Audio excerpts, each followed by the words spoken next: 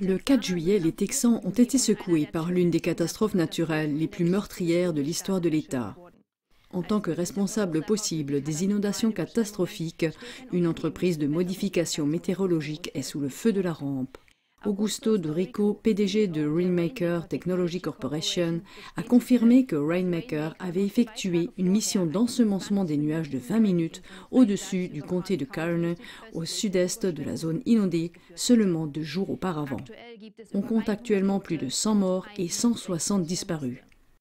Comme toujours, les médias dominants s'efforcent de nier un éventuel lien entre les intempéries et la modification de la météo.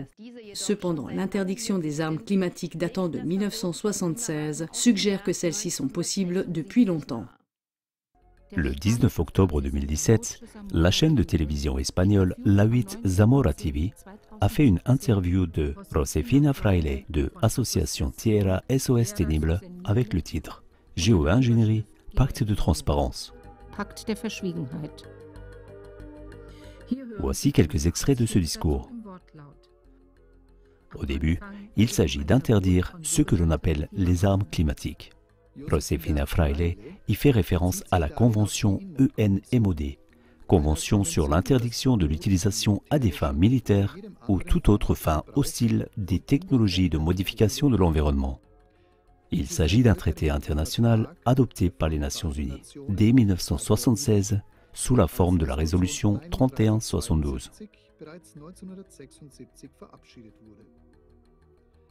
Sont expressément mentionnées les interventions qui ont pour effet les tremblements de terre ou modifications de la croûte terrestre, tsunamis, phénomènes météorologiques tels que cyclones, tornades, formation de nuages, précipitations, pluie, perturbation de l'équilibre écologique d'une région, influence sur les courants marins, etc.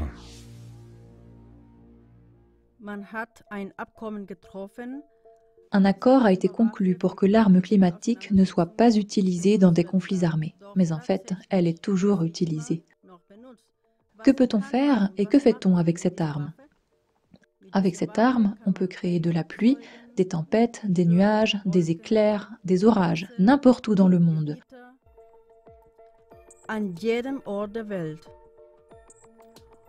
Ou le contraire, on peut dissoudre les fronts de pluie, arrêter la grêle et la neige, et aussi bien sûr pour faire apparaître la sécheresse.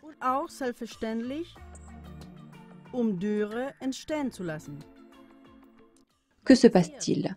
Cette arme de contrôle climatique, celui qui la possède a un contrôle absolu sur les trésors de ce monde, en particulier sur la nourriture. Donc en clair, si un pays possède cette technologie, il contrôle le robinet du monde entier. Soit tu fais ce qu'on te dit et tu auras de l'eau, soit tu t'y opposes et ton pays manquera d'eau. Ouvrir, briser, détruire les ressources en eau, cela provoque des périodes de sécheresse prolongées et entraîne l'incapacité de nourrir la population de ce pays. La conséquence est une famine. Cela existe. Il y a des pays qui ont cette technologie et aux États-Unis, cette technologie fait déjà partie de leur politique étrangère. Se pourrait-il que le déluge du Texas fasse partie de la politique intérieure? Une déclaration de Trump à la Maison-Blanche suggère que ces inondations tombent à point nommé, du moins pour détourner l'attention d'un scandale bien réel. Comment cela? La situation est devenue difficile pour le président Trump. De nombreux partisans du président américain Donald Trump sont indignés parce que son gouvernement n'a pas tenu une promesse de campagne qui devait faire la lumière sur le scandale impliquant le milliardaire américain Jeffrey Epstein. Mais le ministère américain de la Justice et le FBI viennent d'annoncer qu'aucune liste de clients compromettante n'avait été trouvée et qu'Epstein s'était suicidé en prison. Malgré de nombreuses questions en suspens, l'enquête a maintenant été déclarée close avec un résultat très surprenant. La liste des clients d'Epstein n'a jamais existé. Et il n'y aurait aucune preuve crédible qu'Epstein ait fait du chantage à des personnalités pour qu'elles révèlent publiquement leur abus sur des mineurs. Mais quel est le rapport avec les inondations? Lors d'une conférence de presse à la Maison-Blanche le 9 juillet, un journaliste a posé à Trump une question critique sur les dossiers Epstein. Trump a visiblement réagi avec agacement. Vous parlez toujours de Jeffrey Epstein. On parle de ce type depuis des années. Nous avons le Texas, nous avons ceci et cela. Et pourtant, les gens continuent de parler de ce type, de ce sale type. C'est incroyable. Vous voulez vraiment perdre votre temps ?